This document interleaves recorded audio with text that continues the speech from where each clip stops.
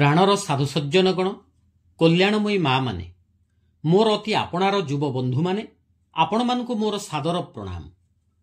ଓଡ଼ିଆରେ ଏକ କଥା ଅଛି, ସତ କହିଲେ ଭାତ ମିଳେ। ଇଂରାଜୀରେ କୁହାଯାଇଛି there is no religion higher than the truth, ଅର୍ଥାତ୍ ସତ୍ୟ ଅପେକ୍ଷା ଆଉ ବଡ଼ ଧର୍ମ କିଛି ନାହିଁ। ଆମର ବୈଦିକ ପ୍ରାର୍ଥନାରେ ମଧ୍ୟ ଋଷି କହିଛନ୍ତି ଅସୌତ ମା ସଦ୍ଗମୟ, ଅର୍ଥାତ୍ ମୋତେ ଅସତ୍ୟରୁ ସତ୍ୟ ଆଡ଼କୁ ନେଇ ଚାଲ। ଆମେମାନେ ଶୁଆ ଭଳି ସତ୍ୟ ସମ୍ପର୍କରେ ଏପରି ଅନେକ କଥା କହିଥାଉ, ଶୁଣିବାକୁ ମଧ୍ୟ ପାଇଥାଉ। ପ୍ରକୃତରେ ସତ୍ୟ ଓ ଅସତ୍ୟକୁ ନେଇ ଆମର ଧାରଣା ସ୍ପଷ୍ଟ ନୁହେଁ। ଆଜିର ଏହି ଭିଡ଼ିଓରେ ମୁଁ ସତ୍ୟ ଓ ଅସତ୍ୟ ମଧ୍ୟରେ ଥିବା ଫରକକୁ ନେଇ ମୋର ଆଲୋଚନା ରଖିବି। ଆପଣମାନେ ଭିଡ଼ିଓଟିକୁ ଶେଷ ପର୍ଯ୍ୟନ୍ତ ଦେଖିବାକୁ ମୋର ଅନୁରୋଧ। ଚ୍ୟାନେଲକୁ ସବସ୍କ୍ରାଇବ୍ କରି ନଥିଲେ ସବସ୍କ୍ରାଇବ୍ କରିବାକୁ କହିବି ନିଶ୍ଚୟ। ଆଲୋଚନାର ଆରମ୍ଭରେ ସତ୍ୟ ଓ ଅସତ୍ୟକୁ ନେଇ ସୁନ୍ଦର କଥାଟିଏ ମୋର ମନେ ପଡ଼େ। ଦିନ ଶେଷ ହୋଇଯାଉଥିଲା, ସୂର୍ଯ୍ୟଦେବ ଢଳି ଯାଉଥିଲେ ପଶ୍ଚିମ ଦିଗକୁ। ରାସ୍ତାରେ ଚାଲୁଥିବା ଜଣେ ଲୋକର ଛାଇ କ୍ରମଶଃ ଲମ୍ବା ହୋଇଯାଉଥିଲା। ଲମ୍ବା ହୋଇଯିବା ସଙ୍ଗେ ସଙ୍ଗେ ଛାଇର ମନ ଆନନ୍ଦରେ ଅଧୀର ହୋଇ ଉଠୁଥିଲା। ତାକୁ ମନେ ହେଉଥିଲା ତାର ଯେମିତି ବାଜିରେ ଜିତାପଟ ହୋଇଛି। ଛାତି ଫୁଲାଇ ଲୋକଟିର ଛାଇ ସେ ଲୋକକୁ କହିଲା, ଏବେ ତୁମର ପରାଜିତ ହେବାର ସମୟ ଆସିଲା।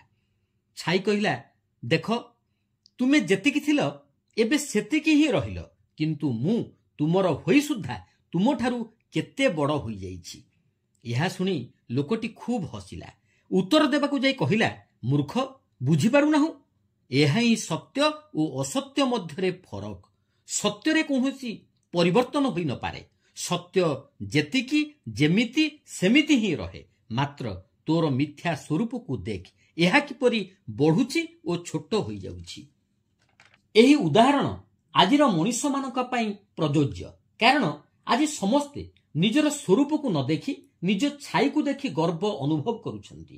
ନିଜର ପ୍ରକୃତ ରୂପକୁ ନିରୀକ୍ଷଣ କରିବାକୁ କେହି ରାଜି ନୁହନ୍ତି। ଛାଇକୁ ଦେଖି ସମସ୍ତେ ଆନନ୍ଦରେ ଅଧୀର। ଧନଜନ, କ୍ଷମତା, ପଦମର୍ଯ୍ୟାଦା ସବୁ ହେଉଛି ଛାଇ ପରି ଅସତ୍ୟ। କେତେବେଳେ କମୁଥାଏ ତ କେତେବେଳେ ବଢୁଥାଏ।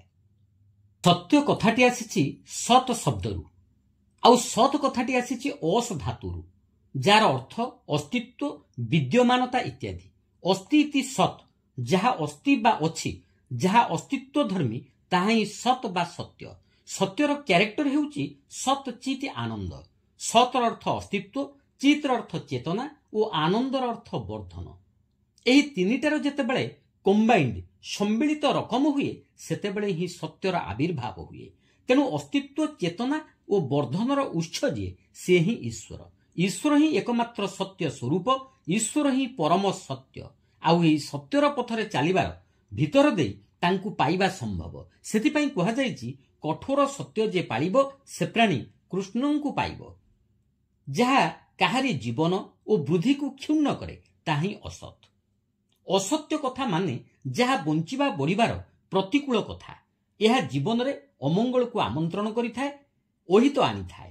ସ୍ଥଳ ବିଶେଷରେ ଅସତ୍ୟ ମଧ୍ୟ ସତ୍ୟର ଫଳ ଦେଇଥାଏ, ଯଦି ତାହା ବହୁଜନ ହିତାୟ ହୋଇଥାଏ।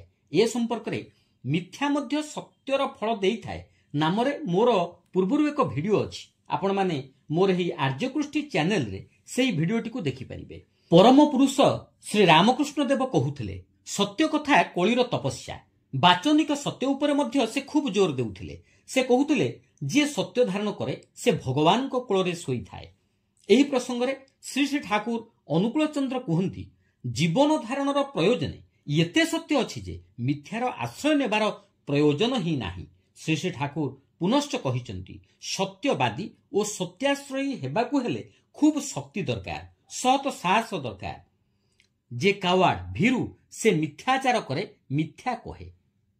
ଆମେ ପ୍ରତ୍ୟେକ ନିଜର ଛାଇର ମିଥ୍ୟା ସ୍ୱରୂପକୁ ଦେଖି ଖୁସି ହେବା ଅନୁଚିତ, କାରଣ ଏହା କୌଣସି ସମୟରେ ସ୍ଥାୟୀ ନୁହେଁ। ସ୍ଥାୟୀ ହେଉଛି ଏକମାତ୍ର ସତ୍ୟ। ସତ୍ୟ ଏପରି ଏକ ଉତ୍ତମ ଆଶ୍ରୟ, ଯାହା ସାହାଯ୍ୟରେ ଆମେ ସତ୍ୟନାରାୟଣଙ୍କୁ ପାଇପାରିବା। ସେଥିଲାଗି ଜୀବନରେ ସତ୍ୟବାଦୀ, ସତ୍ୟାଚାରୀ ଓ ସତ୍ୟ କାମ ହେବା ଦରକାର। ଏହି ମର୍ମରେ ପରମ ପ୍ରେମମୟ ଶ୍ରୀ ଶ୍ରୀ ଠାକୁର କହିଛନ୍ତି, ଅସତ୍ ପରିହାର କର, ସତ୍ରେ ଆସ୍ଥାବାନ ହୁଅ, ତ୍ରାଣ ପାଇବ। ଆଶା କରୁଛି ଭିଡ଼ିଓଟି ଆପଣମାନଙ୍କୁ ଭଲ ଲାଗିଥିବ। ଭଲ ଲାଗିଥିଲେ ଲାଇକ୍ କରନ୍ତୁ, कमेंट दियंतु शेयर करने सहित प्रथम थर देखुथिले चैनल को सब्सक्राइब करने को भूलंतु नहीं। शांति ही शांति ही शांति ही।